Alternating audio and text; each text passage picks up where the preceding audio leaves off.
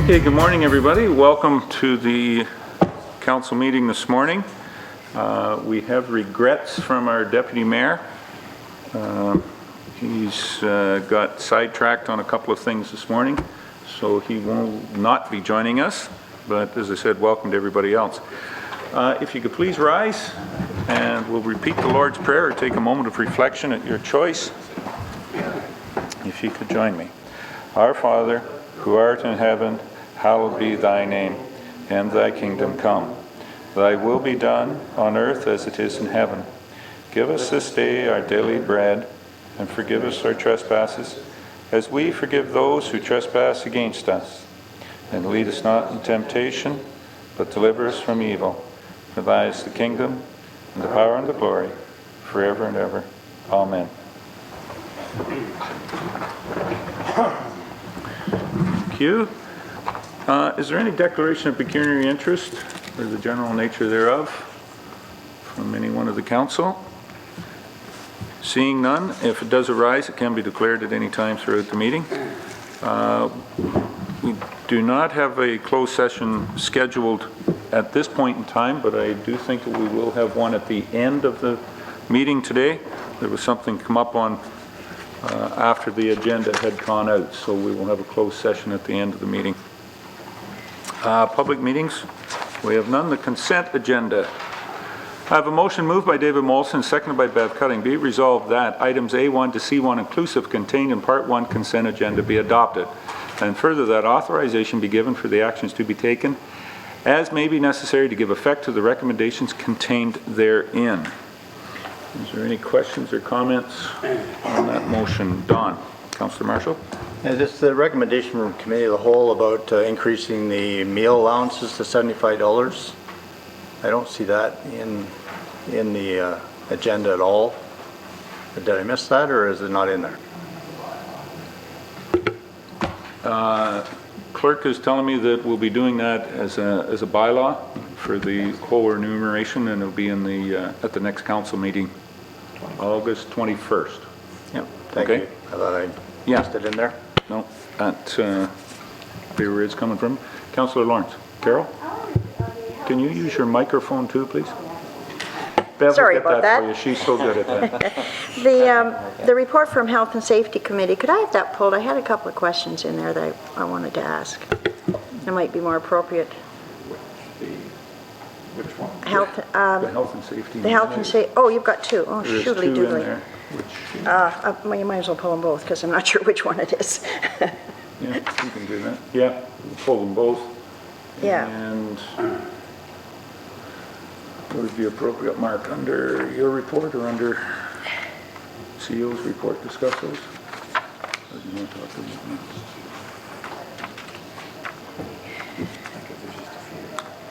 Just some general questions, Carol, or? Well, it's with regard to wearing helmets, skating, like they're looking into that. I mean, you do not see figure skaters in helmets.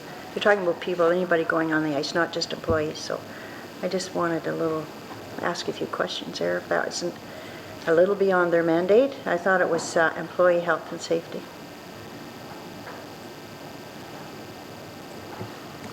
Mr. Gould. Yes, we did discuss that, Carol, but I believe it's more for staff. That's not, yeah, but they're going to look into whether others should be wearing them going on the ice. Where did I find it here? I just think it's a little beyond. It's mandatory for staff to wear, yes. Discussion followed regarding the municipality's jurisdiction enforcing skaters to wear helmets once they enter the ice, and if it applies to all users, i.e. figure skaters. So my question just, is that not beyond the mandate? And I've sure never seen a figure skater out there with a helmet on. Nor would you at the Olympics. Ken? Were those, what minutes were those, Carol? Can you? That is June the 10th. June the 10th. Yeah, those minutes haven't been approved yet by the committee, so I believe they're in draft form. But Yes, it says draft. So that would be a question. yeah. If I may, I got one more, oh, it's on Go the ahead. same one, on the No. 10th. Al asked if his responsibilities, if it was his responsibility to do an inspection for the Durham facilities, including everything, playground and all. I just wondered, I hope that's going beyond Durham, Ayton, Elmwood, Newstead, because we got facilities and playground in all those places too. And I take it Al is one of your members. I know he works also in rec, but Yeah, Al's a member of the committee through the Durham Recreation. He works for Randy. yes, yeah, I understand that. But as Would far he- as inspections, health and safety inspections, Phil will be undertaking that along with Al, I believe. Okay, because he is asking if it was his responsibility. And no, it'll No, be, okay. it's, So when it's done, they're all done. that's right. Okay, thank you. Great, thanks. Okay. Okay. All right. Any other questions on the consent agenda? Call the question, then. All those in favor? Any opposed? That's carried. All right, Mark, I'll let you hand out those resolutions to give effect. All right. That brings us down to communications. Does any of the council members have any communications? Well, I figured you might, Councillor Lawrence. I saw you on the weekend parading. well, just, yeah, we very proudly, the Durham girls led the Hanover Parade, which really is quite an honor, something that wouldn't happen very often.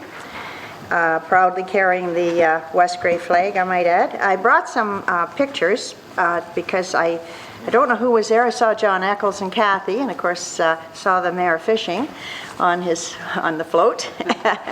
But don't know if anybody else did. So we just to let you know how much time, especially went into the West Grey float, and I have a picture of that as well. But there were about 18 or 20 of us, and we decorated our float, and it took us about 3/4 of an hour. So you put that into hours, it's quite a few. And I know that the West Grey float, there were 4 volunteers from our Parks Committee that put about 24 hours, like individually, not individually, collectively, into decorating that float. So I just think, you know, that's really over and above for volunteers, and they did a great job, and the float looked good, and I hope we all appreciate what they do, and thanks to Bev too, who's on there, and I know had a hand in it. So I'm just going to hand these out. I've got some of the Durham girls, probably more, and there's one of the West Grey float that you can see as you're talking. Okay, thank you, Carol. Yes, the Hanover Homecoming was on this weekend in West Grey. We did participate. And I, too, would like to say congratulations and thank you to the Parks Committee for putting the float together for us, and one of the members, staff members that volunteers quite a bit of his time there, too, Steve Earhart, for getting everything together for them to put it in place. As well, I'd just like to remind people that everybody out there, on Friday night is the pasta dinner for the Run for Youth. Colleen, formerly known as Colleen Wants Run in Newstead. So Friday night's the pasta dinner. Saturday is the run itself. Breakfast starts at 7 o'clock. Opening ceremonies, I believe, are at 8. And then the runs themselves start at 9:30, 10 o'clock, and awards. And then a little bit different this year, there is a competition on Saturday night with the Karate Club, the Golden Gloves Karate Club out of Hanover, has the Newstead Arena, so they'll get all of the exhibits and the Run for Youth out of there, and then the karate competition starts at 7 o'clock on Saturday night.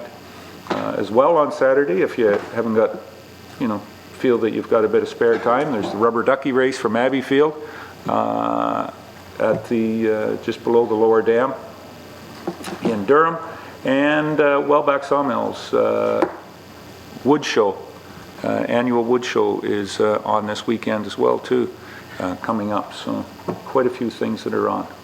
For Carol, Rob. Just a couple things. Saturday evening, Santa Claus made an appearance at the Durham Conservation Park and visited with the campers and hay wagon ride. And just a reminder to council here that I do have tickets for Elmwood's homecoming, and I kind of need to know tonight's meeting that just for the beef dinner and the chicken dinner. If anyone's interested, I'll see you after council. Thanks, Rob. Carol. Thank you. Just when you're speaking of things on this weekend, the ball tournament is on, the family ball tournament in Ayton, Friday night, Saturday, Sunday. There's a pork chop dinner on the Saturday night. And also, I think this is coming through to Mark, but just I gave the information about a meeting in London with regard to wind turbines during AMO conference. And it is going to be from 2 to 4:30 in the gunnery room of the Delta Armories. And you respond to, I'll give this to Mark, you respond to Warren Howard if you are attending. And there is a cost, it's separate to AMO, there's a cost of $20 to help cover the cost of the room and so on. So I think, Mark, there's something coming through, but I'm not sure. So it read as if they were going to send it through to the clerks. But just so those that are going are aware. And in my report, I forgot to tell you, the Durham girls opened the high school reunion as well at Hanover and made an appearance at the band, their Hanover band reunion. So it was a great weekend. Excellent. Okay. Anything else from any council members? Very good. Then we have we do have a delegation this morning. Randy Corfield from the West Grey Soccer Club is with us. Welcome this morning, Randy, and the floor is yours. The podium is there. We have a microphone there, so some of the council members can hear you, and Adam can get it on to everybody out there in the world of video. All right, I will use the microphone. I understand it's important, so I see that. So I just wanted to quickly hand this out, if I may. It just gives a little more picture worth 1,000 words for what our project is here. Yeah, if you could do one for John, that would be great. Mark, that was at drawing. Thank you.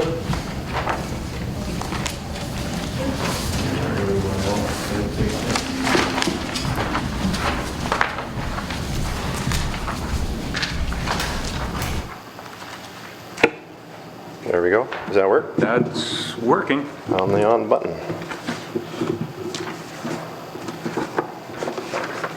Okay, so I understand that because I had gotten the verbiage in that little handout to Mark last week, so am I assuming correctly that everyone's received the written part?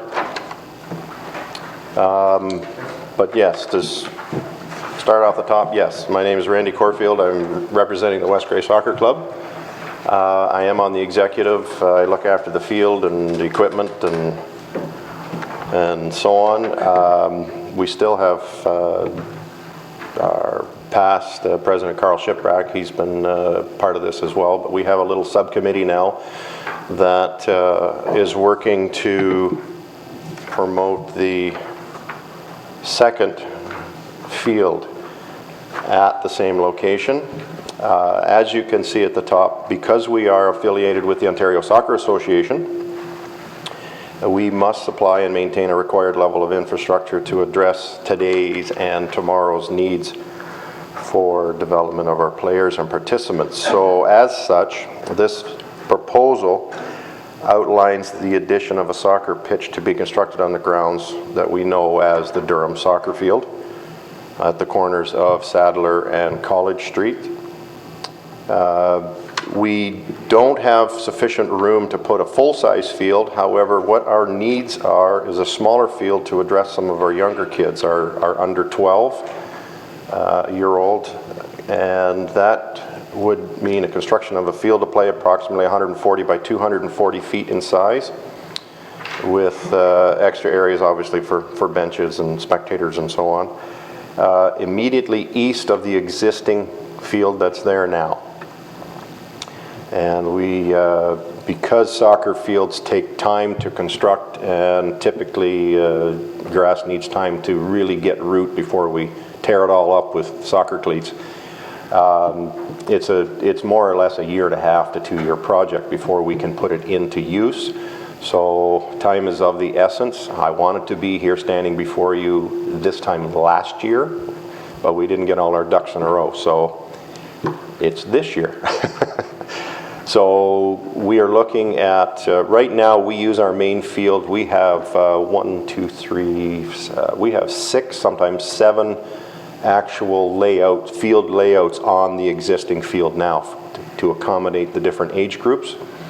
And because of the mandates that have been laid down by the Ontario Soccer Association, our I'll step back, our players per team and players hence on the field at one time have changed. So anyone familiar with soccer, a typical soccer has 11 players on the field at a time. Our younger players have to play with less, and it all stems back to coming all the way from top recommendations right at the FIFA soccer level, in that what they're trying to do in Canada is now joining the thought process of the European countries, is that we need to start giving our players the skills required to play the game, to keep them involved and interested in the game right on up to the FIFA level.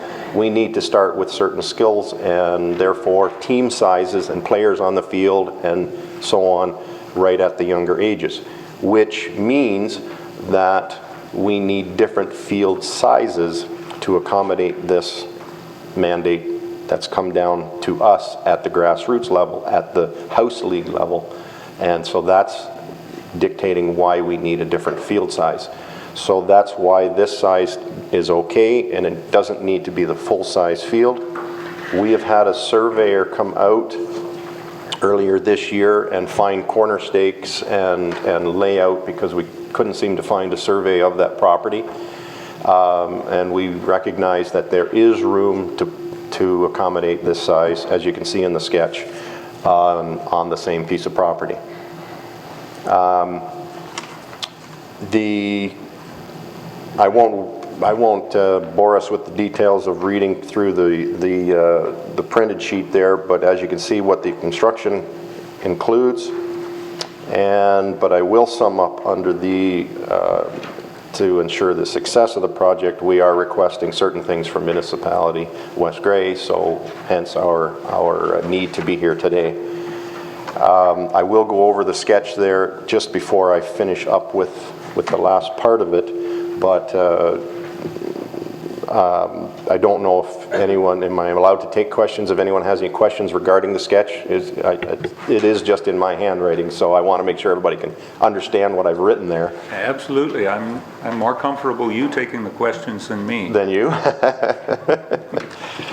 Well, it's as I say, it shows on here, if you can look down at the bottom right-hand corner, it shows where the pavilion is. So in a nutshell, the project as a whole will include moving the entire main field over to the west, which is towards, is that Sadler or College? I can't remember. Which College, thank you. Thanks, Don. So over towards College, 30 feet, which puts it 6 feet from the edge of the sidewalk at the pavilion. Still leaves ample space for the parking lot, doesn't interfere there. Moves that field over, that's phase 1. And also in phase 1 includes, you can see down at the bottom, if you can understand my writing, there's a addition of a water system with an outdoor tank at the end of the pavilion, filled up from a float system from the pavilion with a main line running full length of both fields with an irrigation reel, which we found through our research to be the least expensive and most effective way of watering the field, so that we don't get that dust bowl like we typically do. This year has been nice to us with the amount of rain we've had, but in most years we have a dust bowl this time of year. So we would like to address that problem, an issue at the same time. And then that leaves Up at the top left-hand corner, you can see that jog where the trees and so on. There's a residence up in that corner directly across from the entrance to the arena. But that leaves enough room to get that smaller field in there, perhaps with a small retaining wall, just so that we don't interfere with the roots of that. There's a line of pine trees, mature trees there that we'd like to keep as a buffer. And with the possible addition of using the top section there, the existing grade across from the arena as additional parking spaces.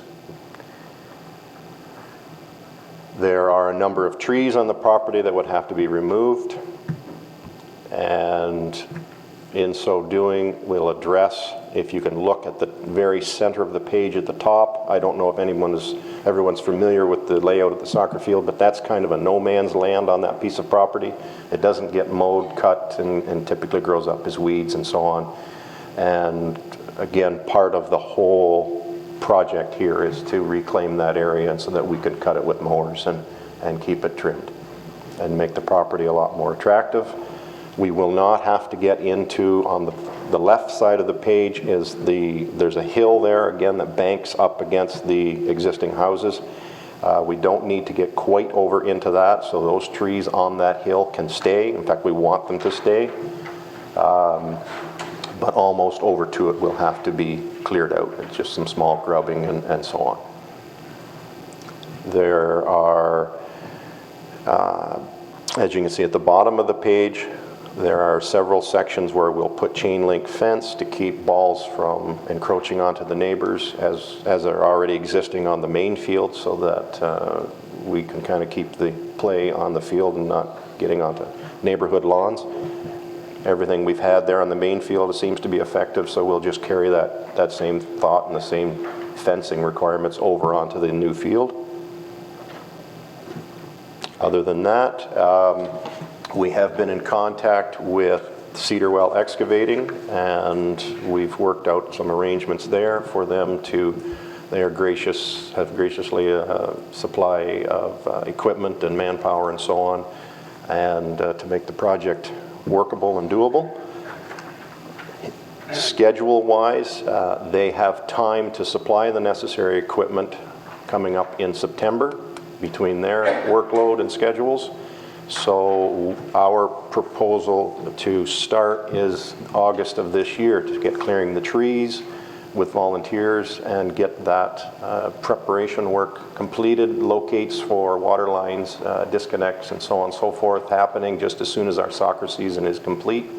Our last games are roughly around the 20th of August, and so we'd like to be ready by that point to break some ground if at all possible.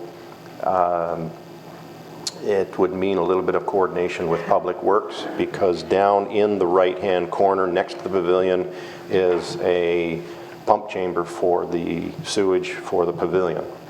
And that may need to be either lowered or moved slightly in order to accommodate that main field moving over.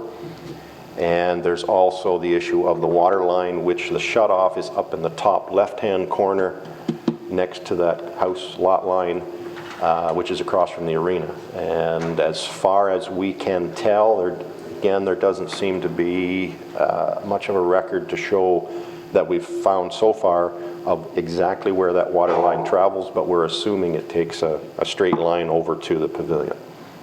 So again, that will need to be, once our use of the pavilion in another 3 weeks or so, we're comfortable to shut the water off completely, disconnect it, and then reinstall it once the work is done. The main body of work that will need to be done is, again, anyone familiar with that property, the top left-hand corner of the property on the page, and when I refer to top left-hand corner, is a hill. And that hill, I've done test holes there. It seems to be just gravel and hard heads, nuggets of stone. There doesn't seem to be any foreign material buried there, which we were, again, concerned with. Nobody has a recollection if there was. And that needs to be cut down so that we can get a level field. So that's the main excavation work that would need to be done, and still maintain approximately a 3-to-1 slope coming in off that proposed parking lot at the top of the page, a 3-to-1 slope down to the field level. When it's all said and done, we still may end up with a 2 or 3 foot height differential between the new field and the main field, the new field being a little higher. Again, just left so that it's easy to mow with lawnmowers and so on, but we're prepared for that. And as you can see, we've got the addition of new bleachers, certain fences in certain areas and so on and so forth. So there's a fair amount of auxiliary work that has to happen following the main excavation and cut and fill for the field and addition of topsoil and so on, which again, we as members are prepared to do. So to ensure the success of this project that we're mandated to do as a soccer club, we're requesting the following from the Municipality of West Grey. Obviously, we understand that the property is owned by West Grey, so first and foremost, we request permission to carry out the project. We'd like the municipality to locate and possible relocation of the septic pump chamber for the pavilion. During this cut and fill activity, there will be excess material, I'm sure, in terms of perhaps some stones or fill material, certainly some stumps from the trees and so on. We would like the municipality to supply us with a dump location to put that. And then because there's one location potential is across the road at the arena, I just put in there that possible access to the municipality's loader to carry material over there, but again, that's up for discussion. Also across the road in the, I'm going to call it the boneyard by the arena, are 2 surplus spectator benches that are sitting over there, and I just wondered if the municipality would entertain donating those to the soccer club. The soccer club would be more than willing to put new lumber on it, which they need, and fixing them up and so on, but that would save us a cost. Since they're sitting there, we wondered if they would be made available.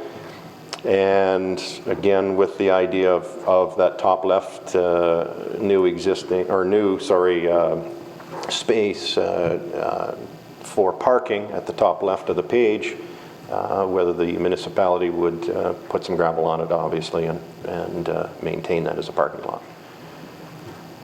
We've been fundraising for a number of years in anticipation of this project. We know this has been coming down the pipes from our Ontario Soccer Association. Our financial reserves allow us to cover most of the costs. However, the big unknown, and won't know until we get into it, is the excavation. So we don't know what is exactly there, how much we can use, how much we'll have to haul away, whether we'll need to import any other finer material, and so on.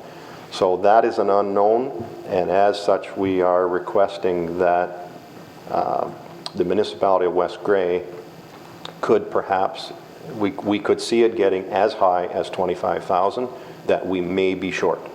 And I'm using ambiguous words like might and may because, again, it's unknown. I'd like to say with all certainty that no, thank you, we're good to do this on our own, but the reality is we may not. But because our fundraising has reached a certain amount at this point, and we do have to proceed with the project, we may find ourselves in a slight shortfall. So we're asking for help from the municipality in some way or another, and that's open for discussion again as to how. Total estimated cost for the project then could be the $75,000. So that's, the 25 is not on top of that, that's included in that. And I think other than questions or concerns, I think that pretty much covers the scope of the project and why I'm here.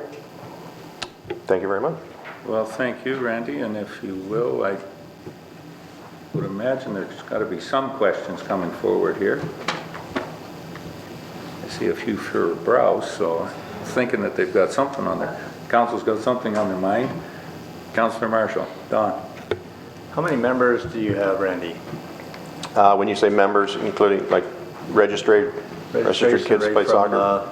7 and ups to the, Yeah, well, the kids that we have start at 4, so we have under 4, so that's 3 and 4-year-olds that can start, and right on up. And this year we've actually had a women's team and under 20 girls and so on. I think that brought our numbers up around the 225. do you know how many members are in minor hockey and figure skating? No, I don't have those numbers. I would hazard not that many, not 210. I'll say we put a lot of money into the arenas. And nothing into soccer? But we're appreciative of the support we do get, but I see where you're going with this, and I do understand, and we feel the same way. We know from statistics, if you want to look across Ontario, soccer is second only to lacrosse in terms of fastest growing membership, and that's province-wide. So we here at West Grey would really like to stay on the ball and stay with the trend, because we see where it's going. We don't need to get into the whole family financial dynamic and so on as to why soccer, but soccer versus hockey, cost for cost. And not only that, but we have a lot of hockey players who play soccer in the summer. It goes hand in hand. And we know for a fact that a lot of those kids, through the voices of their parents, are saying, by golly, we're glad your guys are there, because my kid's got nothing to do all summer, and I told him he has to get off his butt and get out and do something. So I know what we're doing there is not just teaching kids the game of soccer, but we're also providing a pretty good service for that reason as well. So I think what we're doing is a good thing, and I really commend our executive and the parents who are always coming to us looking for volunteer hours and ways to help and ways to pitch in and help our kids learn. So Yeah, I think we should support this in some aspects. I'm not sure what the dollar amount would be, but Okay, thanks, Tony. Councillor Lawrence, Carol. Thank you. Excuse me. Well, I certainly support the venture that you're doing here. Having seen a number of soccer fields with my grandkids, we are in need of improving here. However, I just want to raise an issue that I raised at Committee of the Whole, Mr. Mayor, if I might, and that is the issue of the water problem in the vicinity of Durham Furniture. I mentioned 2 houses there, the Stewart House and the Wiggins House, that's getting flooded every time, and I believe the solution to that, in fact, it's in the minutes from our Committee of the Whole, that we may wish to consider that item as part of our budget. Understand that the fall there, the pipe goes right through the soccer field. So if we're going to take care of that issue, we would need to do it before they get into this work. Is that not right, Ken? It goes right through the soccer field? Yes. And it's not large enough? It's only a 10-inch pipe or something? But we have a real issue there with water with those 2 houses. Due to the change, I guess, in the weather and the torrential rains we're getting, they've been flooded several times this year, like right up to the doors. So if we are going to do something with that, it would certainly behoove us to do it before the soccer members, get into making improvements in that field. I'm not sure just where it is. Ken would know, but I'm told it goes across the middle of the soccer field. Is that right, Ken? Right across the middle of the soccer field, or? That's my understanding, Carol, yes. So I certainly support this project, but I think we need to look at that and look at it soon, and then perhaps in next year's budget have it included there before it would be silly to do the work and then tear it up again to fix that problem that we have.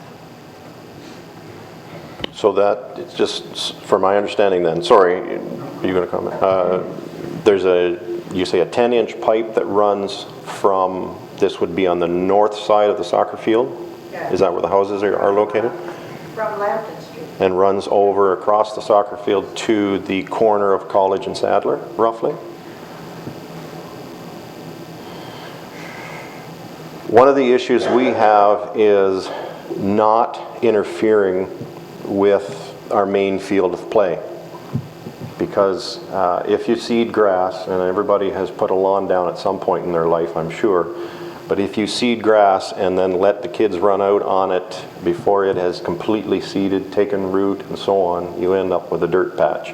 In fact, we have a spot on our field now that we have been trying desperately for a number of years, and it just doesn't seem to get enough rest to do that. So this new field, as an example, we are looking at construction. We would like to construct that this year, but we would not play on that until 2016. So we're still looking at next year having all of our games still on the main field, even though we have to move it over 30 feet, so there'll be a 30-foot strip down the west side of that main field that's going to get a beating. We know that, but we can't help that, unfortunately. But so the issue of, and I agree with what you're saying, now would be the time to replace that pipe or do something. My suggestion or bended knee request would be, could we, rather than rip it up across the main field, could we redirect it to kind of go down through and onto the new construction part so that we didn't interfere and rip up the main field? Well, that would be up to Public Works, I guess. And that's... And like we yeah. couldn't do it this year, it's not in our budget. It would have to be next year, but I assume it'd have to be in the next year's budget. Ken would have to answer as far as redirecting. I have no idea. Yeah. I just wanted to state that it would be a serious issue when it comes to the impairment of the field. Yeah. Yes, Red, we'd have to look at it a little further here, see what we can do. Sure. Mark?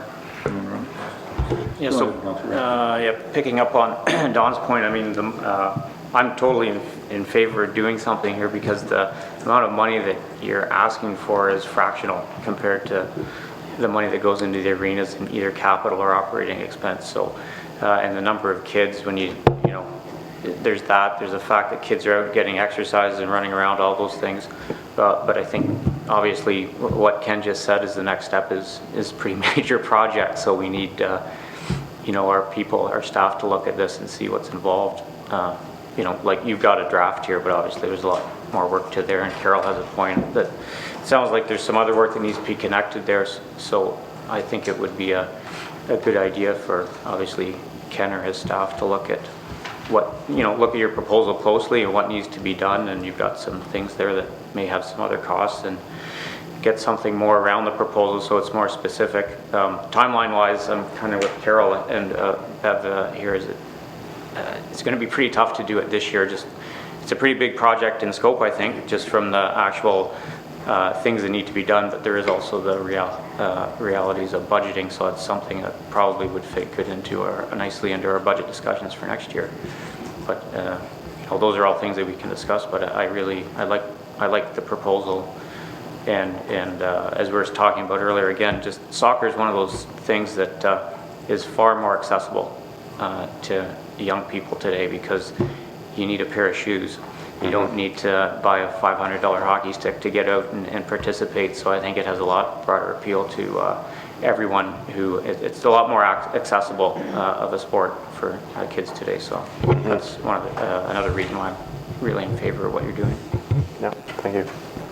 If you truly want to know how to handle a football, you should do it in bare feet before you put shoes on. Well, if you see me, neither one works. Rob? Thank you. Just some food for thought. I think it's an excellent idea. The homecoming committee gave the Lions Club $40,000 for a community project.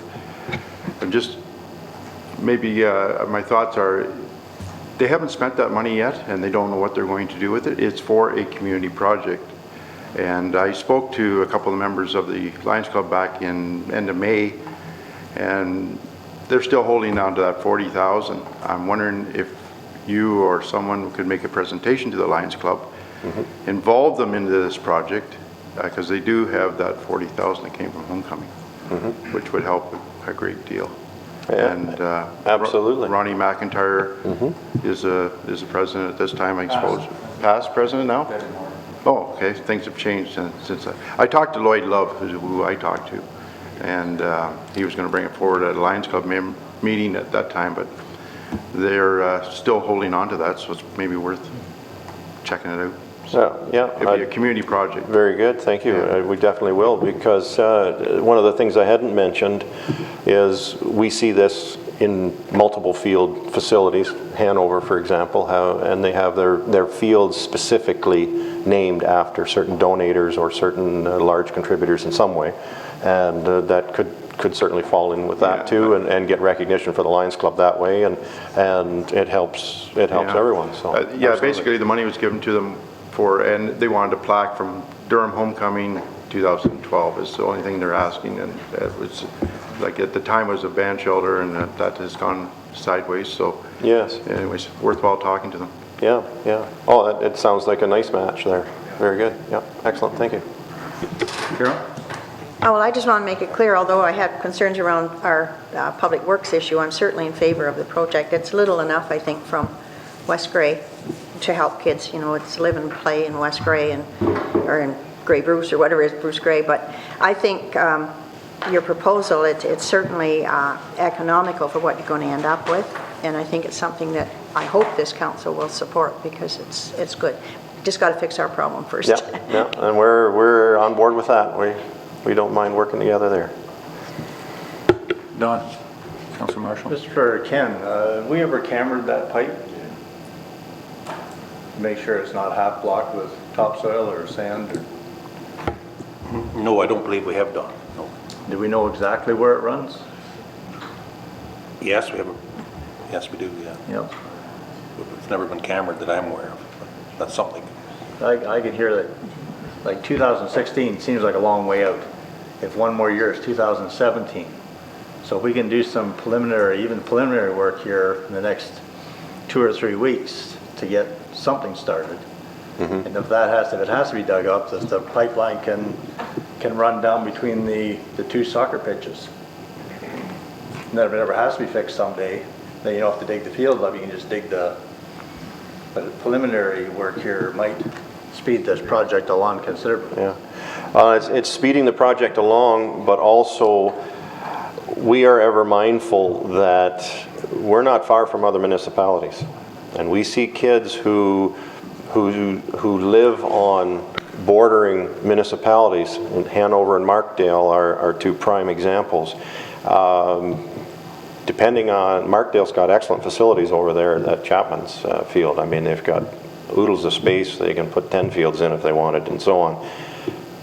When you have that capability, the parents tend to look at it and say, hey, you've got lots of room here, we've got lots of room for growth, da-da-da-da-da-da-da. And so we've lost kids to Hanover, we've lost kids to go play in Markdale, we've lost kids to go down and play in Holstein. So we're trying to keep those kids and that interest and so on here in Durham, so that's part of our mandate as well. So again, it's not just a speed, let's get this done from it, but also, again, I reiterate my concern of digging up our main field. If we dig up the main field and have to let it sit for a year, I can assure you we're going to lose, well, I said 200, 225 kids. I can almost bet there'll be half of them go to neighboring municipalities. And so that's a real issue as a club, as an organization that caters to keeping the kids on the field of play. That's a real issue that we're looking at. And of course, registration is what keeps our club viable. So again, I'm not trying to use scare tactics by any means. I'm just throwing out real issues that all fall into the whole scheme of things. And so yeah, anything we can do to work together, and as I say, we're more than happy to work with Ken to figure out a viable solution to that pipe, because we've felt firsthand the flooding at the field. We've seen 2 feet of water at the corner of Sadler and College, and it's a real issue, and I understand completely that now's the time to work on it. Yeah. For the initial part of the project, you're guesstimating at it being 75,000, 25,000, kind of as a buffer from West Grey's perspective. In doing the project, and I'm making the assumption that you have 50,000 in reserve from the soccer club really to push this along. Yeah. Is it about 50,000 this year to expend on the expansion of the field, doing some of the site work and getting the grass down? Well, We've it's, got chain link fence, Yeah. benches, you know, some other things that already, I guess, what is essential in 2014? And for council's perspective, and as far as budgeting, I know there's a few people out there feel that, you know, we can just wave a magic wand and we can come up with 25,000 today. That's about the time that you see Kerry go off not too happily. It just doesn't work. Yeah. Is there a way, you know, that it can we can be, stagger this? yeah, that Yeah. the staggered part can come with West Grey support? When, and Owen Sound, as I'm sure we've all heard, they just put in a new facility and so on. The bulk of it, and actually I'll give you a quick rundown because I've got it on a little one-pager here, but I'm looking at a water system again, I'm working in round numbers until things get more finalized. I'm looking at a water system that's about 20,000, topsoil for about 5,000, and the only reason we've got that is because we've got an opportunity this year to get a large stockpile, access to a large stockpile that's sitting over in Hanover. Excavation work around the $10,000 mark, and only because Cedarwell has graciously offered to work with us tremendously. That number in itself could eat up our reserve easily, as we all know, but that's where we're sitting. Seeding, fertilizer, a couple thousand. Fencing, 15,000. Retaining wall, a couple thousand. New signage, flagpole, etc., 2,500. The benches, again, assuming these ones that I talked about, it's still going to need a couple $1,000 to refurbish and put new lumber and get them all up to snuff. We have trees, brush to chip, and so on. I've got $1,000 in for that. That brings us up to 60,000 potentially. Possible input fill for west side, possible excavation overrun. Again, this is what makes up that other stuff and difference. So when you ask, is there anything can be staggered? Yes. You know, we don't need a flagpole and signage up this year. We don't need, which other one do we pull? Fencing perhaps, but that means we've got to bring a company in the following year and muck up the field again to put post holes in and so on and so forth. So where's the happy medium that we can find? And then the reason for the fencing is A, to protect kids, and B, to keep balls from, when they're shot at the goal. Not every child on the Durham teams, unfortunately, hits the net every time. It's the visiting teams you have to It's worry about. exactly. It's the Hanover teams. They're worst. Yeah. Did that go on record? No, I'm kidding. Yeah. There he goes. Anyway, so yeah, and then so we don't want neighbors to be upset at us and so on, because with a half-finished project like this, again, we look at it and say, does it bode well for us as a club, the members, the municipality, and so on. So there are slight things that we could leave out of the equation that may or may not be impacting, but we've got to, all of us in this room have to look at things, everything right down to liability for our kids. So when it comes to those types of things, fencing is usually one of the last things on a project, but it's important. So it's difficult to put those things off and for another year, unfortunately. And I guess that's the other question. Some of our community funding sources, we have taken great advantage of the Trillium Foundation on a number of our recreational projects that we have out there. I think this year we've got one in the Ayton Normanby Arena. We won't see the fruits of that one until next spring.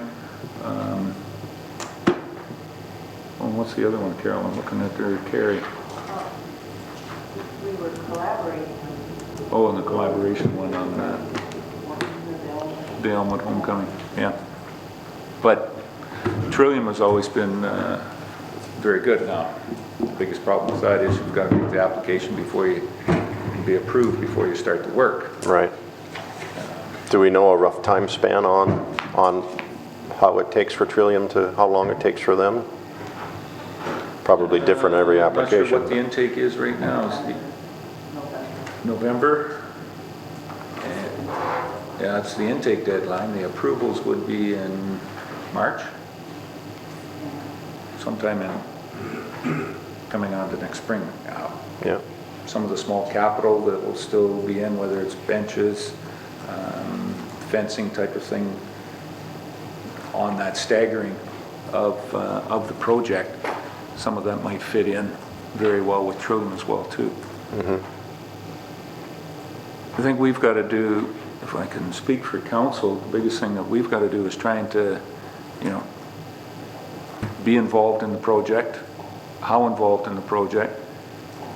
Ask Ken to take a look at our water issues, the surface water issue problems that are in there, and how do we, if there does need to be some remedial action taken with that, how do we fit that in so that it works in collaboration and partnership with this project, and not, as Carol said, the old thing about paving the road and 2 years later tear it up so we can put in the sewers.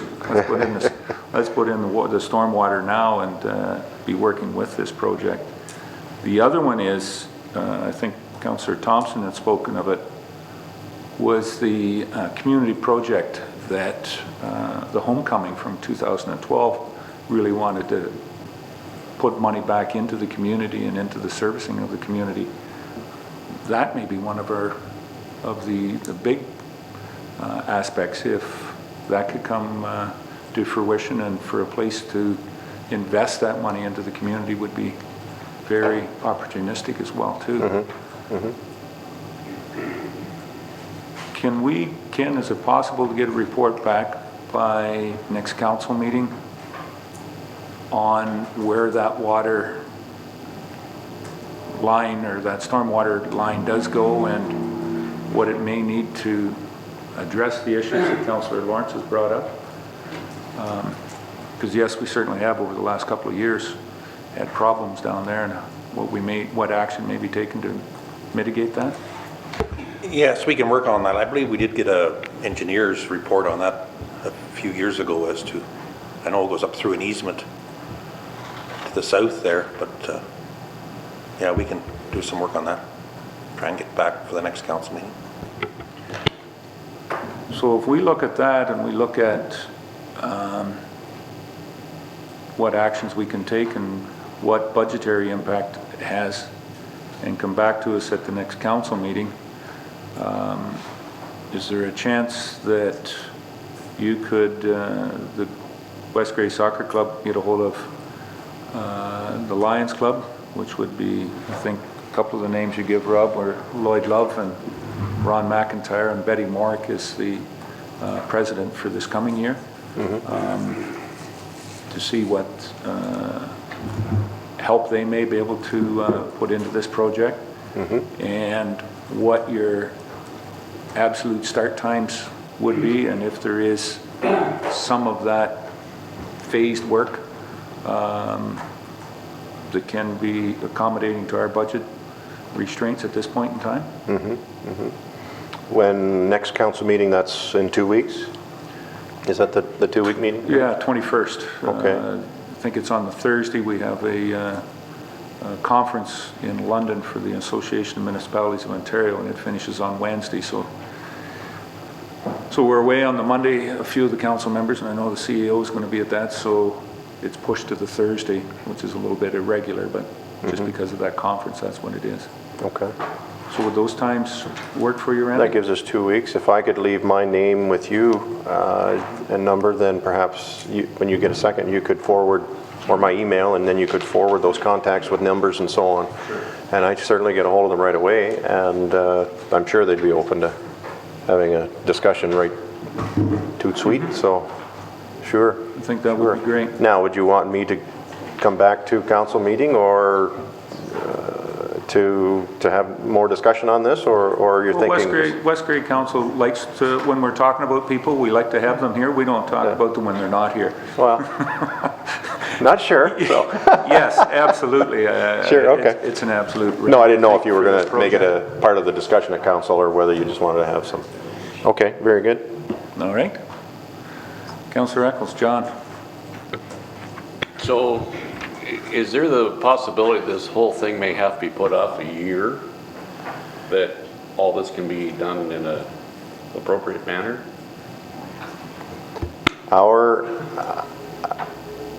From the big thing when it comes to grass fields is the grass. And if we don't get a good solid footing of grass this year's growing season, which of course being the climate we're in, would need to be seeded, say, sometime in September, by mid to late September at the latest, to get a good root and something started, say, before frost starts to hit us. And so that next year it's already got that start. If we miss that window of time this fall, then yes, we might as well wait for another year. Well, with the possibility of us having to put a pipe through the middle of the field, and because of my background, I can see that the pipe that runs there now is put there for a reason. And if we have to put a new one in or whatever, it'll have to be in the same place, because I don't imagine there's a whole lot of fall for the pipe. So Yeah, I can see this whole project, unfortunately, being put off for a year's time, but hopefully not. And if that does put it off, for the year, that's probably our most preferred, as opposed to kind of doing this in a wishy-washy manner. Patchwork. Okay. Our big issue there is now we've ripped up our main field, and to get grass on that, we would probably, as an organization, we'd probably have to find an alternative field to play on for 2015 then, or sorry, no, if we put it off for 2016. We've approached Telesat, they have the space. Their head office in Ottawa said, no, absolutely not, liability, no way, no how, forget it.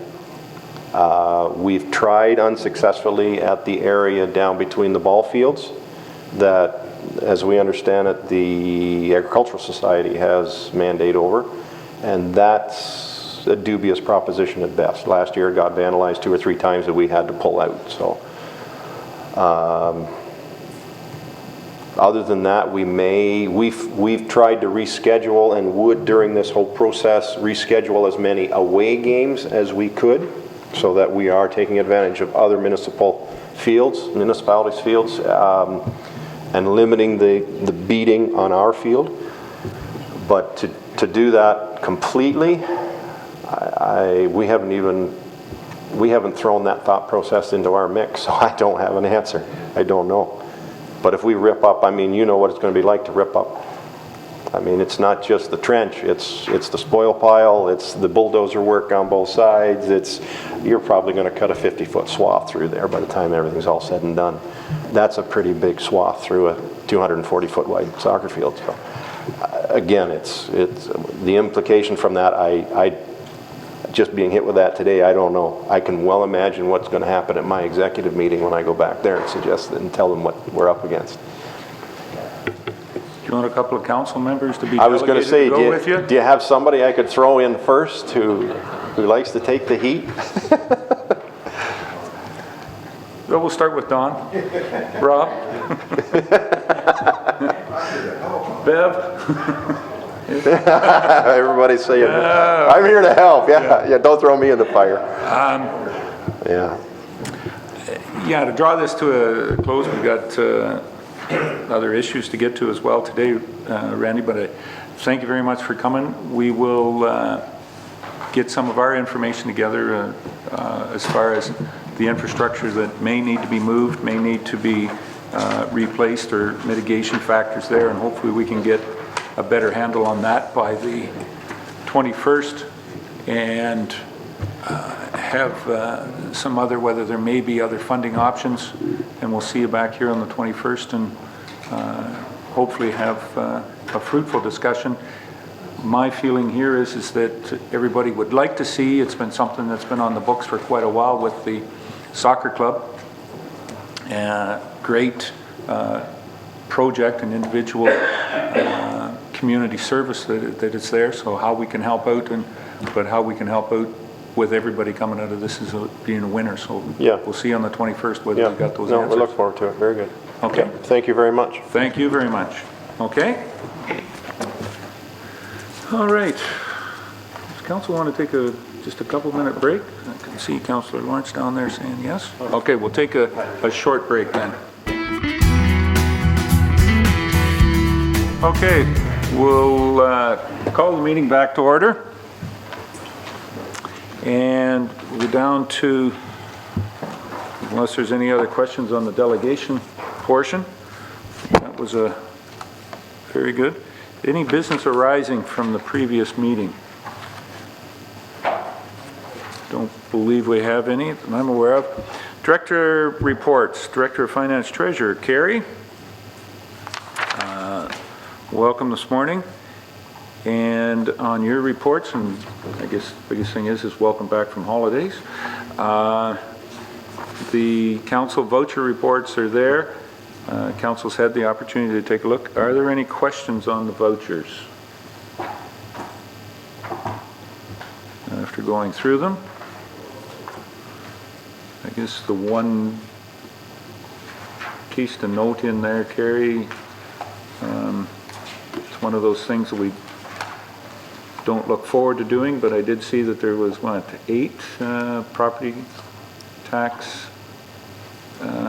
notices put in place. So there are some properties that we've given notice on that aspect for. And any other questions or comments?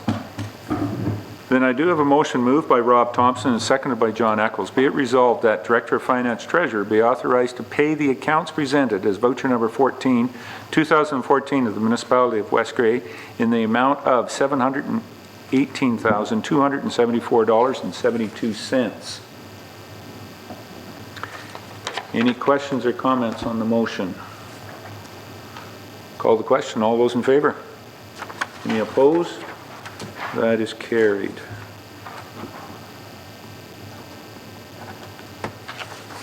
Okay. And I think that's it, Carrie. That's all you have. You probably have one other statement that you want to leave council with before you slip back to your office. Just a reminder to submit your timesheets if you haven't yet. Fortunately, the couple that aren't here, but I'll try. You always do to keep us straight. Thank you very much. Any questions for Carrie then before she leaves? Okay, very good. Director of Infrastructure and Public Works, Ken.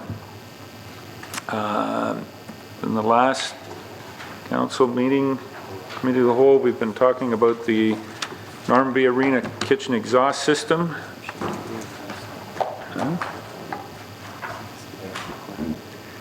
And so, Ken, anything else on this one? Yeah, I did contact the custom seal roofing contractor that had installed the roof on of the 3 arenas actually, and he will include within the warranty that if he does the work to when around the exhaust vent when it comes up through the roof, I believe his cost is $1,760, and he will include that in the warranty. So I believe that was one of the questions that council members had from the Committee of the Whole. So. Okay. Anything else? Any other questions? So I do have a motion here. Moved by Carol Lawrence, seconded by Bev Cunning. Be it resolved that the Council of the Municipality of West Grey hereby approves the installation of a kitchen exhaust system at the Normanby Arena as brought forward by the Normanby Recreation Advisory Committee at an approximate cost of $15,000 and funding for the project to come from the Normanby Arena Capital Reserve as recommended by Committee of the Whole. Any questions on the motion? Call the question. All those in favor? Any opposed? That's carried.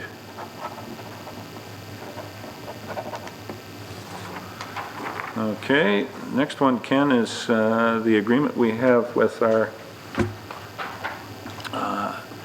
owner of the property beside the municipal aggregate pit. And it's a bylaw to use the easement across, basically the easement across her pit and access. Anything else, Ken, on there? Councillor Marshall had brought up the committee, the whole meeting in regards to fair market value for if Mrs. McKay or decided to sell her property. I did contact her, and she doesn't wish to have that in the agreement, but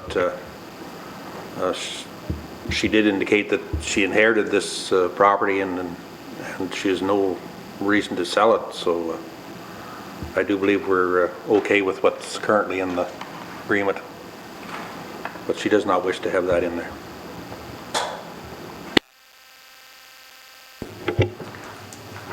And I believe, if I'm not mistaken, it's Ms. McKay's daughter that pretty much uses the property now. She's lives here locally, and seemingly, if there was a transition, she'd like to keep it pretty much the way that Mrs. McKay has it right at the present moment. Am I far wrong from that understanding, Ken? No, Mrs. McKay did indicate exactly what you've stated, that her daughter would be taking control of the property when the time comes, but yes. Yep. Okay. Any questions on that? Don? I guess just a comment with that being said from them, they should have no problem putting that in the deal. There's not going to be any changes. So we're backed into a corner pretty well, and if things go south, we're up against the wall. They have the control, and they can charge us whatever they want to get out of it. So just a little concerned about that deal.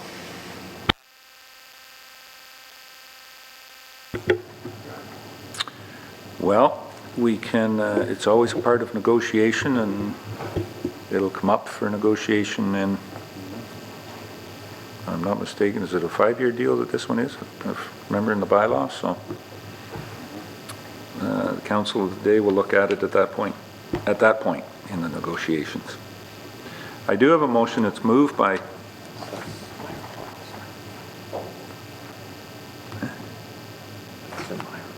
oh, sorry, right, Mark. I don't have a motion for this one. This one's on the bylaw, and it'll be coming up. We don't want to pass the bylaw just before we get there. Don? I guess looking into the future, in 5 years, we'll be the proud owner of Grey Road 12, so we'll be able to get our own access out onto that road. So this deal will be null and void. There you go. That is very optimistic. No, that's probably that's more of a true look at county road system at this point in time, Councillor Marshall. As the transportation master plan continues to be evolved at the county. Okay. Any other? Anything else, Ken? That's all I have for this time. Any questions for Ken? No? Oh, getting off. Don, thought you were getting off easy, Ken. Come up with one. The road chipping crew going in this week or next week? See, they're getting the road ready. Next week, Don. Next week? Yeah. That's the double surface treatment for, yeah. Thank you.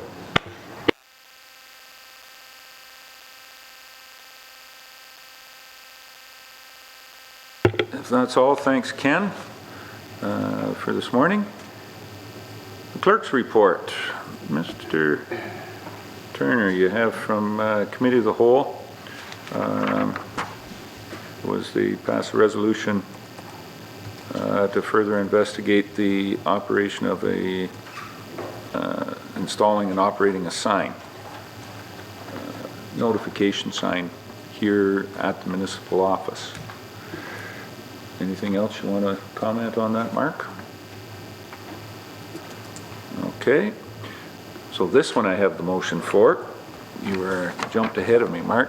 I have a motion moved by John Eccles and seconded by Rob Thompson. Be it resolved that the Council of the Municipality of West Grey hereby approves the request from the West Grey Economic Development Committee to further investigate the cost of purchasing, installing, and ongoing operating costs of an electronic sign for the West Grey Municipal Office, as recommended by Committee of the Whole.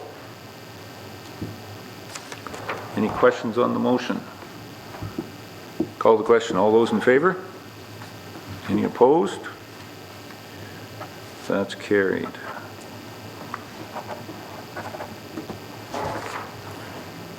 Okay.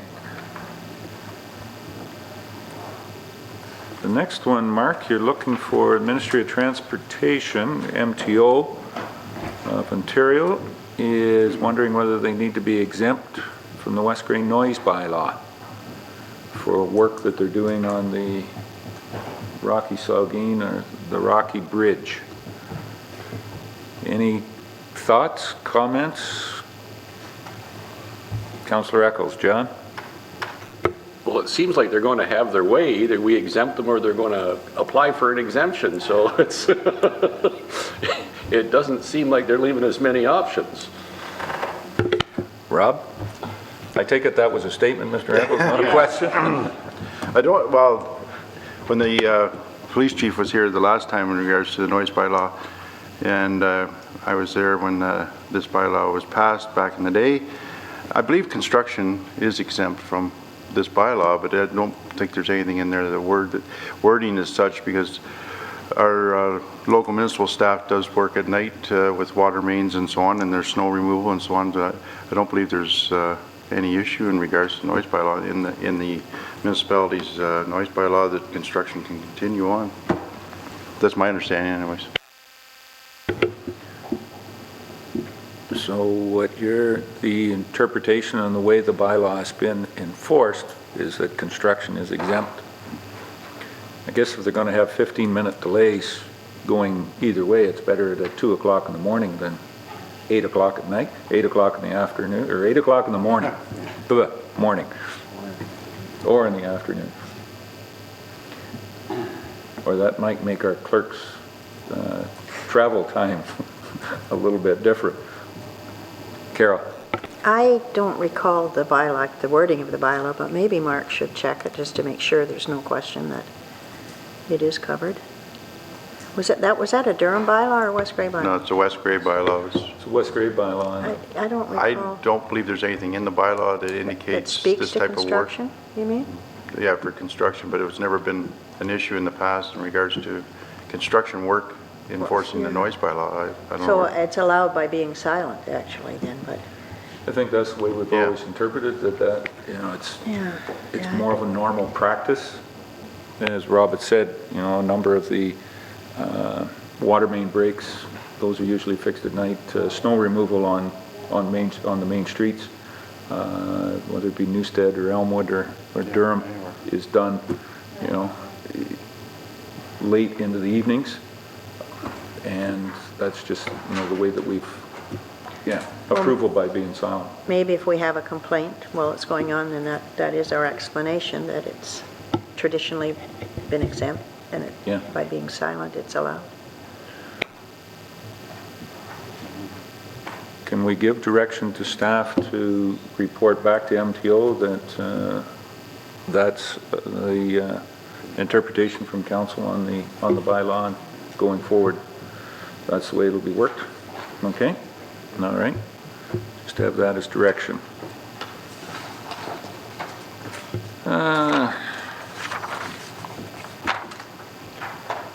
The next one is Mark, you want to take the one on Hicks and Hicks? Basically, it's passing, just giving us direction to sign off to take the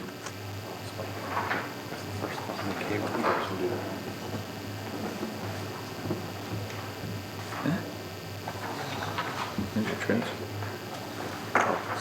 Oh, I got Barb Hicks.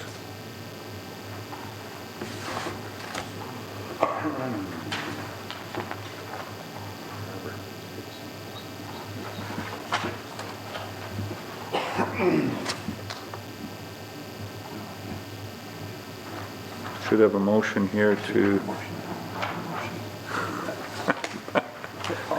Oh.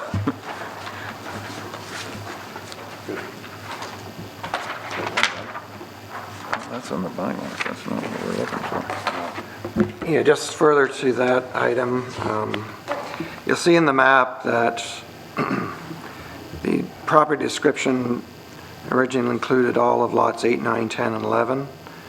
And as you see, the ward property, there's actually the One Stop Express. There's a portion owned by One Stop Express, so Ms. Hicks did require that, or requested that be deleted, sorry, from the site plan agreement, that requirement be removed. And again, our own solicitor, Jennifer Schwartz, did review it, and she indicated that it was appropriate to remove that from the site plan agreement because of the error in the legal description. So certainly it's recommended that council approve that request. And if you just give me a second.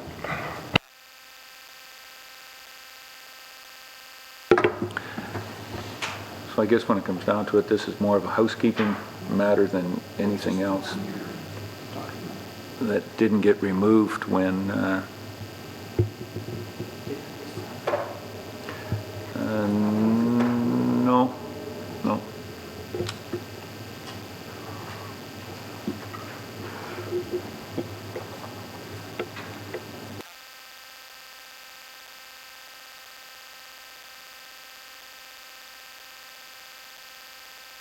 So to fill any of this void media time that Adam is, does anybody have a good story out there that they want to tell for the audience? That would be appropriate for the audience, gentlemen on my left. Far left. Ms. Gutting.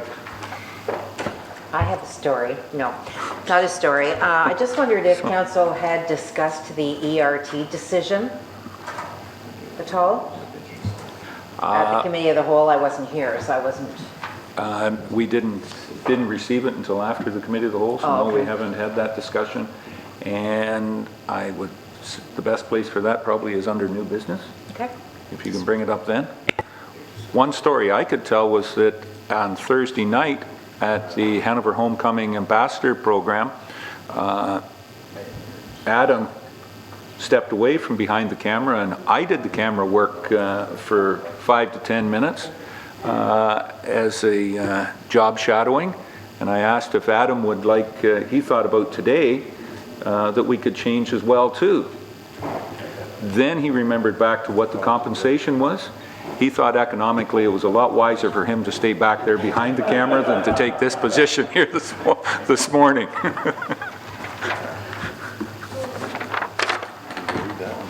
So thank you, Adam, for allowing me to play photographer at the Ambassador with Al Crawford doing the warm-up music. Once we got into the competition, Adam shuffled me aside and said, no, let the professional take over now. I do have a motion moved by Rob Thompson, seconded by John Eccles. Be it resolved that the Council of the Municipality of West Garry hereby authorizes the Mayor and the CEO, Deputy Clerk to sign the acknowledgement and direction document ward development agreement. Okay. All right. Don, Council Marshall. So the site plan agreement was to deal with that whole property there, lot 8, 9, 10, 11. Is that what you're saying? That's what my understanding of. Am I correct in saying that, Mark? That there was a site plan control on the whole development? Go ahead. It was actually, yeah, sorry about that, I was a little flustered there. It was actually on the One Stop Express, and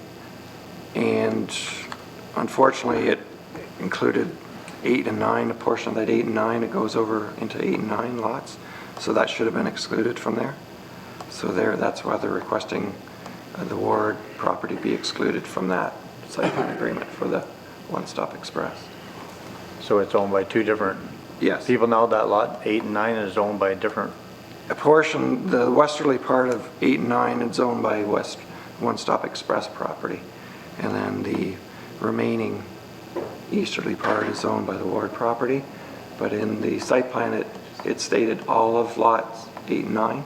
It should have only said that portion. So that's why it's now being, okay, so there's no buildings put on that lot 8 and 9 right now. There's no buildings on that 8 and 9, correct? yeah, there would be. No, I think isn't it the One Stop Express that's on 8 and 9? On the easterly part.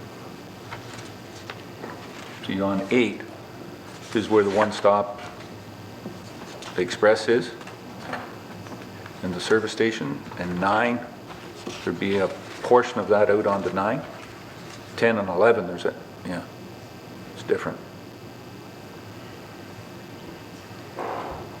Because 8 comes out onto Garifraxa. Alrighty.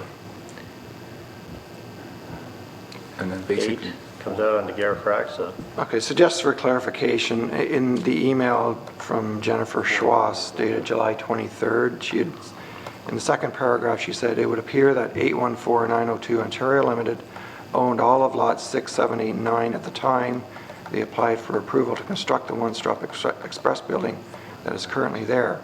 When they later sold the property currently owned by the Wards, it would appear that the Land Registry Office brought the existing site plan agreement forward into the new PIN for the Ward's property. This also may have occurred during the time that Grey County is being converted to electronic registration in 2009. So she goes on to say, but you know, the lot was later split into several parcels, and the Land Registry Office basically brought forward that, inadvertently, that part of that PIN. So it was an error because of the change in ownership, and it wasn't, I guess, incorrectly assigned by the Registry Office at that time. So I guess all the stuff in the site plan agreement has been fulfilled. Yes. As far as the municipality is concerned. Yeah. yep. That's my understanding, Tom. Yep. So are these canceled regularly? Like we put site plan agreements on a lot of properties, and do they ever get rescinded? There may have been one or two before. There are some development agreements, some of the ones we used to have for old severances, the typical ones about requiring fencing, all that kind of thing. It wasn't applicable anymore, so sometimes they've been removed as well. Right. Doesn't happen regularly, but this one again was just an error Yep. through the registry office, so I may have come across when there was a potential sale or whatever. Yep. All right, thank you. Okay, thanks, Don. Any other questions on the motion? Call the question. All those in favor? Any opposed? That's carried.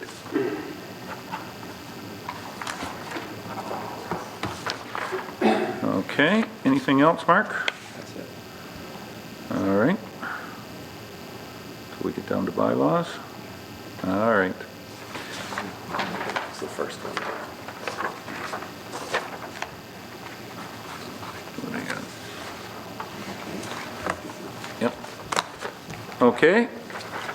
There's no other questions for Mark, then we're down to bylaws, which we have 3 on today.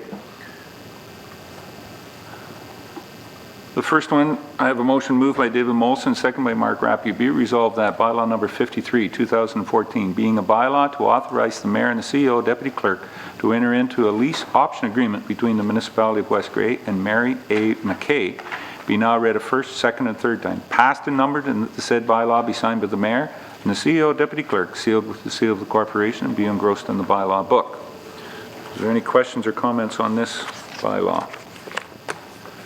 Call the question. All those in favor? Any opposed? That's carried.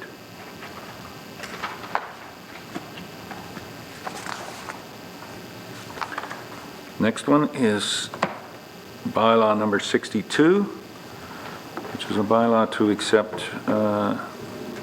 certain sections of land into the West Grey Road system. I have a move by Don B. Marshall and seconded by John Eccles. Be it resolved that bylaw number 62, 2014, being a bylaw to assume certain sections of land into the Municipality of West Grey Road system, be now read a first, second, and third time, passed and numbered, and that the said bylaw be signed by the mayor, the CEO, deputy clerk, sealed with the seal of the corporation, be engrossed in the bylaw book. Is there any questions or comments on this bylaw? Or comments? Mark?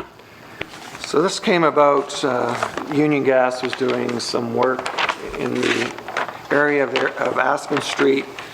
They must have done some kind of title search work and then questioned to our Director of Infrastructure and Public Works whether or not that Aspen Street was indeed part of a road allowance. So I did end up sending a letter to our municipal solicitor, Ian Johnson, and he indicated that it had actually not been assumed by the municipality. And of course, this bylaw would have the effect of assuming it into the highway system or road system. Now there are 3 different parts 3, 4, and 6. Part 4 is that main stretch of Aspen Street, which is the subject to this bylaw. Part 6 is basically a 1-foot reserve, and we believe the intent of that Part 6 is basically to create, in essence, barring access from the property owner to the south to that road allowance. Perhaps it wasn't deemed as an appropriate access point at that time. So that hasn't been included in this bylaw. And then the municipality owns Part 3, which is just to the east of it. That's close to a half-acre lot, which got my sort of heads, just my thoughts that would that be a possible lot for industrial purposes? So I don't know if it'd be worthwhile to check into that, whether it'd be viable. I've checked into the zoning. There is no natural environment area on there, although I've heard it might be a little lower in that area, but there is no natural environment zone identified. But it is a half-acre property, whether or not it'd be appropriate for to sell for an industrial lot. I thought perhaps it might be needed for snow removal, but apparently the snow is removed onto the property to the south. Whether that's appropriate might be another question, but I don't know if council would like us to do some further investigation into that. Any questions or thoughts at this point in time? Go ahead, Trying to Carol. figure out where it is. Is that behind Lynn McCollum's, where the trees came down during the tornado? Yes. Yep. Part 5 is the Johnson Enterprises, Cheryl and Gary Right. Johnson. And then What part? McCollum is Part 2. So the municipality owns Parts 3, 4, and 6. Part 4 is basically Aspen Street. Part 6, again, is that 1-foot reserve that we assume was basically to bar direct access to that road because it's going through an industrial park. It may not have been appropriate. So Lynn's goes all the way back behind the other ones that are along Elm Street then, Spec line and the and Activity Center. activity center, yes. Okay. So he's Part 5. Yeah. Okay.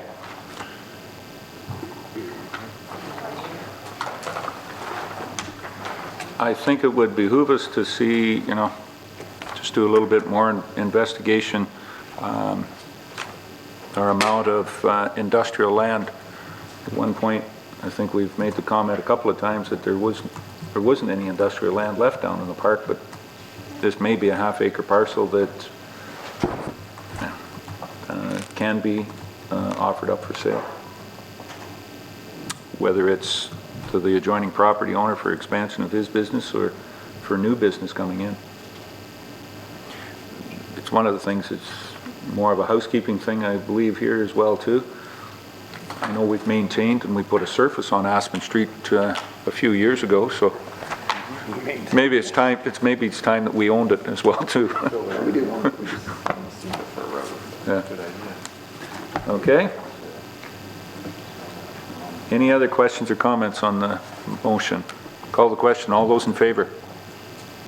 Any opposed? That's carried.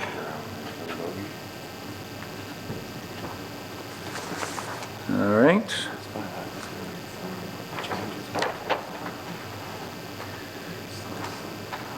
No, but I think what it is it's new partners coming, right? Yeah.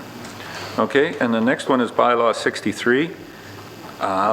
This one is smart. Really what it is, yeah, smart. Saugeen Mobility and Regional Transit, Smart Transit. This is to acknowledge new membership coming into Smart and their expansion, and the increase in ridership, just as a side, is up over the 100% again this year to what it was last year. Yeah. Uses it 5 times a week. Pretty sure. Bev, are you declaring a pecuniary interest in this? If you, I don't believe, I'm probably more of a pecuniary interest. I don't believe there's a pecuniary interest because this bylaw is just stating of the new partners that are coming in. That's all that we're looking at here. Are there any other questions on the bylaw? Mr. Adams, Larry. Thank you very much, Your Worship. Also, it's to change the funding for the host municipality as well. It was requested by the host municipality, which is currently Hanover, to consider raising the amount of funding that they get to cover their administrative expenses in order to operate the program. They host the program on behalf of the group of municipalities, and it's looking at increasing their base rate up to 1% of the yearly provincial gas tax received by Smart, or upper threshold of $5,000. So just to add that to your comments as well, Your Worship. I'm sorry, yes. And the board for 2014, because of the transition, has looked at keeping Hanover there, but possibly moving that around to other municipalities as well to share the burden of that administrative cost. Okay. I have a motion moved by Carol Lawrence and second by Bev Cutting. Be it resolved that bylaw number 63, 2014, being a bylaw to amend bylaw number 64,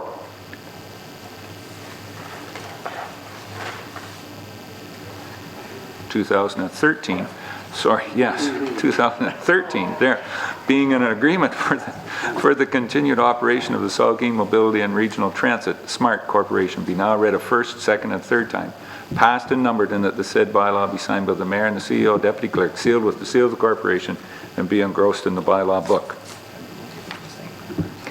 Yes, it is coincidental that we're at 63 and 64, but it's a year apart. Any questions further on the bylaw?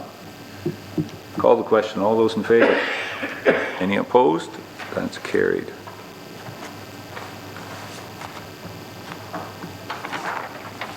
Okay. That's it for bylaws. Mark, new business. Councillor Cutting? Yes, I just wondered if there was any discussion on the dismissal of the ERT tribunal? At the last committee of the whole, no, the decision had not come out on the Monday. I think it came out either late Monday or Tuesday morning. It was Tuesday. Now, in saying that, Councillor Molson will probably say that committee of the whole was late Monday before we were finished. So, but no, we didn't have recognition. Do you want to make comment on it at all, Bev? Or I can make comment. I have not Please. read the entire report. It's a it's number. very interesting. Yeah, well, I've scanned through it. There were some significant positive comments from the chair regarding the appeal, and that was certainly, well, unfortunately, it's not mandated to be sort of put into some kind of action with the fact that NextEra had not done proper red side day studies and a few other things that the chair had commented on that should have been done under the circumstances. But it was a disappointing and yet completely expected decision, I suppose, considering out of 30 ERT decisions, there has not been, well, there's been one, but that was overturned, but one decision was in favor of the appellant, or of the, the appellant. However, you know, the rest of them have been dismissed, even though there are good, even in the report, there were good comments made about how the appellant had gone about and some of the things that should have been done. Really, nothing else to say. I missed the Community Liaison Committee meeting on Thursday or Tuesday of last week. Tuesday of last week, being away on holidays, but I wouldn't mind having Councillor Lawrence, who attended on my behalf, to maybe give an update on that particular committee as well. The group that took the, including Len Vandenbosch, who of course was the appellant who put the ERT forward, a group of them are seeing the lawyer that they used this week or next, I'm not sure which date, to just see if there is another step that they can take in order to, well, do what they want to do. So besides that, there really is no real surprises, I suppose. I did take the opportunity, it's somewhere around a 50-page report that the chair did, and the Reader's Digest version that I got out of it was that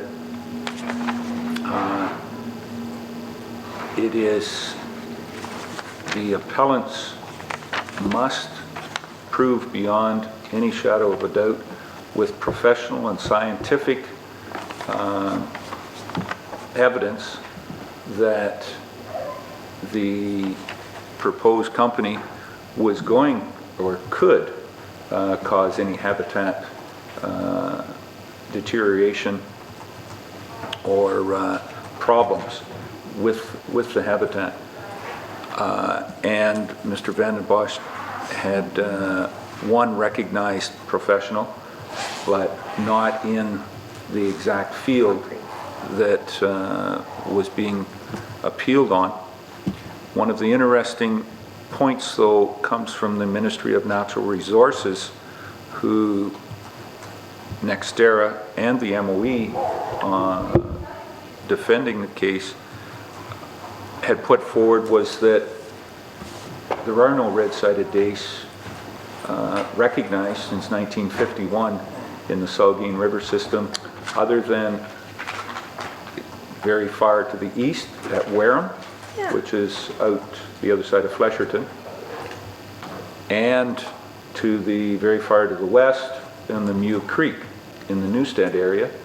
There are dams at Durham, so they wouldn't allow the red-sided dace to come forward. So I don't know just how the Conservation Authority and their comments around the red-sided dace that continually come up are going to be part of that as well. There was a few other interesting points that MOE put forward as well too, that the concrete was dismissed for the fact that MOE said there is an overburden of clay on the aquifers, so there would be no infiltration into any of the aquifers from any of the erosion or leachate from the cement bases, and hence this aquifer is well protected. I found that very interesting, to the point that MOE has stated numerous times and continuously states that West Grey wells are goody wells that are susceptible to infiltration, and for that reason we're under Goody Well and under a huge engineering process to make sure that they're protected. So in court, they've said, no, the wells in this area have a large clay layer and are not, the aquifers are not in danger of being susceptible to leachate. We will be discussing that with MOE, at least I certainly will be, if not at the upcoming AMO meetings and convention, but certainly going forward with MOE and their description of our source water protection issues that have been put on to us by Source Water Protection and MOE.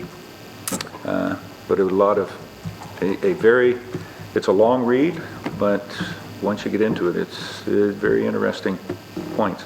But you're exactly right, from our legal aspect, when we started this, the West Grade Legal Counsel said it would be next to impossible, and after reading through it, I think I quoted, was asked in the media, and I quoted it, it's kind of like being told to climb Mount Everest naked with no oxygen, to prove your point on this. So anyways, thank you for bringing that up. And Carol, did you want to comment on the community liaison committee? I can. This isn't in any kind of order. I was just making notes as I went. First of all, the committee consists of Pat Greenshields from Glenelg.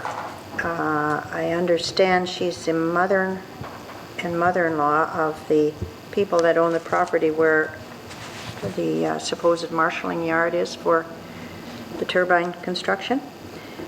James Clement, Mike Kelly from Grey County. If I could just comment on that, I believe Mike Kelly's handed in his resignation as of yesterday from that committee. He doesn't feel that he can commit the time that will be needed to that committee. I see. That's good. Stan Rowbottom and Bev Cutting. And ACON, I believe is how you say it, have been hired. They're out of Guelph, have been hired to facilitate these meetings and to put out the agendas and the minutes and so on. The minutes, however, are going to take 5 weeks after a meeting to be posted on the NextEra website. The meetings, they anticipate only 4 meetings in total, 2 per year. And that will depend, they will be called depending on what stage the construction's at. And there will be some subcommittees, so Councillor Cutting may be caught up in some subcommittees. They didn't say what they'd be. One of the concerns, first of all, I have to give kudos to the chair because she did allow questions and comments from the floor. There were several people, I would say, I don't know, it might have been 40 or 50 people there, public. And she did allow comments and questions from them. What was stated, though, from the public that were there is that they did not get the letter that was supposed to go to everybody in the study area and a kilometer around with relation to being on that committee. They did not, it was in the paper and it was pointed out, but there were no letters to that group that were supposed to get it. They are anticipating starting construction at the end of this quarter or the beginning of the next quarter and being in operation by 2015. However, they did say there are no building permits issued yet and everything else is just processing in the works to do with West Grey. As well, they mentioned that the Vibrancy Fund is still on the table, which I was surprised to hear, but that was their comment. There are 2 turbines that they don't know which ones are out yet. There may be 2 that are out, and 2 and 14 are the alternates to those, and they're not announcing that yet, or they don't know. There's only 1 overhead line, and it's a 44K live from the substation to across County Road 4. Adam Rickel did say that they have approval to hang the cable on our bridge. I asked him where that came from, and he said from the OEB, the order in November. So I believe that's being looked into. I believe it might be a wee bit out of the OEB's mandate to say where it goes. Let me see, what else do I need to tell you? I can tell you there was a lot of unhappy people there, but, oh, this was rather interesting. At the very end, one of the public asked them if the permits were not available, what would NextEra do? And NextEra's answer to that was that they'd have to re-evaluate the project, which was rather interesting. That's all. And I could say, as far as that decision coming down, Mr. Mayor, they weren't aware at the table. NextEra didn't seem to be aware that it had come down. And some of the public had just got it on their iPads and Blackberry. made the comment that they lost. Yeah, so I think that's about all. I have a bunch of other things to tell Bev here, but I think that'll bring it. I guess honestly, this is my own opinion, I fail to see how that can really be a liaison committee from the citizens, because I would say it's stacked to all pro. And one of them has turbines on their property. One of them, as I said, is, with the marshalling yard. I have to say that James Clement had some good questions. Seemed to have some concerns. He did ask if anything can be changed, and the answer was no. Only to do with construction, not anything had been approved prior to that, which we knew from their correspondence. Bev? I suppose I'm surprised that the committee is as small as it is. They were talking about 14 members. I think there's only 6 there, 5. So obviously the community did what they said they were going to do and not want to participate. It does stack the deck from what I'm hearing. It's 2 landowners that have vested interests, which I don't understand why that's not a pecuniary interest, but anyways. And of course you've got the 2 from NextEra then, and what I read was that they were going to bring in their experts as needed, so that the table could be 14 people with 1 against the project. Hello. Anyways, I did want to ask also a question as to whether there has been anything from the court decision. No. And also, nothing, okay. No. I have had several emails regarding the red flags and the painting that's been going on the Baptist Church Road, and I meant to ask Ken, and I forgot if he has been informed. Do you know if that's locates or what that is that's going on there? Had a number of concerned. And I haven't had an opportunity to ask Ken about that either. Did see it, was informed about it on the weekend and went out and took a look. Yeah, there's a lot of red flags and paint and everything on the Baptist Church Road. And there's some on Glenelg Road 23 also. But haven't had an opportunity. Sure. And ask him. Thank you. Mr. Mayor, if I might. Pop them down there. Go ahead, Carol. The one thing I forgot to mention, they did ask, the question came from the public about the infrasound, and NextEra was very clear and repeated it that they are not regulated to that, just the decibels in audible sound. Inaudible sound, in other words, you don't have to worry about it because they're not forced to regulate that.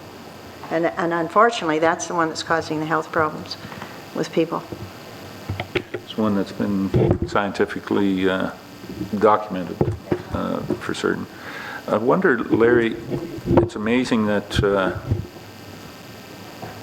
we have staff that is able to get minutes of these meetings, committee of the whole minutes, out in some cases 5 hours. Mark has not 5 weeks, but I did send to you the other day that the EOC, the Emergency Control Group, Mike Murphy, the chief in Walkerton Fire, is having a scribe training session coming up in September. So maybe ACON could send 1 or 2 of their individuals to go to that scribe session to learn how to take minutes and turn them around in an appropriate amount of time. Mr. Mayor, I would assume because they're coming up on the Nextera website, that probably the holdup is there because they were recording them. Maybe we can even hire Adam that he could videotape and, they'd be pretty much instantaneous then. We could send them in. I digress slightly. Ken, question was up Councillor Cutting, and I've seen it myself. The marking and the flagging that is on Baptist Church Road and Bev's is on, well as on County, or Glenelg 23, an extension of County Road 23. Do you have any comments on who's marking or what's going on our roads? Certainly West Gray's not marking them, but I assume the wind turbine company, Nextera, have probably called for locates, and that's something they can do without our permission. I believe the only thing in the road there would be Bell Canada cable. Other than there's no gas or anything else up through there. So, but that's something they can do without our permission. Most companies, just out of common courtesy and rural use, kind of let us know what's going on there, and will give us that, would voluntarily have that information, but that's most companies. Yeah, most cases they would, but certainly in this one, we've never been notified of any, when the work's going to start, or if it's going to start, or the reason for the locates, so no. Okay, all right, thanks Ken for clarifying from your point. You don't have a clue what's going on. All right, anything else under new business? John? Well, to go along with the marking up there, Nextera has contacted Saugeen Valley and got a number of permits through, including attaching the cables to the bridge up in Glenelg, and I made comment that it was quite interesting that it hadn't been confirmed to us that that's actually what they were doing, but they seem to be crossing all their T's and dotting all their I's in any eventuality that we may come up with, that the permits will be in place for whatever way it goes. Because they asked for permission to drill under, or directional boring, and to go across bridges, and I think they're using the shotgun effect on a lot of things to make sure things are in place if they do get the go-ahead. They did speak of directional boring under streams, but they sure didn't with regard to the river. That was very clearly attaching the cable. It was apparently there was an order in November. It was issued in November 13th from the OEB, and I think they said it's under section 41. I might have the wrong number there, but It's 41 or 42 where if I'm not mistaken, the OEB had said that they could use the road allowances, but they needed permission to, or needed to get or negotiate with the municipality on how and where. well, Adam Rickle was very clear that that gave them approval. I think I've informed their legal counsel, who was right here in these chambers, that, they may have one interpretation, but I can probably find 3 or 4 other lawyers that would interpret some of that considerably different. I'm assuming they didn't get the message yet, perhaps. It's been at most conferences. Nextera and a number of the wind organizations and companies have had booths there. So I think you're going, Councillor Lawrence. I'll let you speak to their representatives at AMO in London. Thank you very much. Very good. Okay, that's it for Larry. One other piece.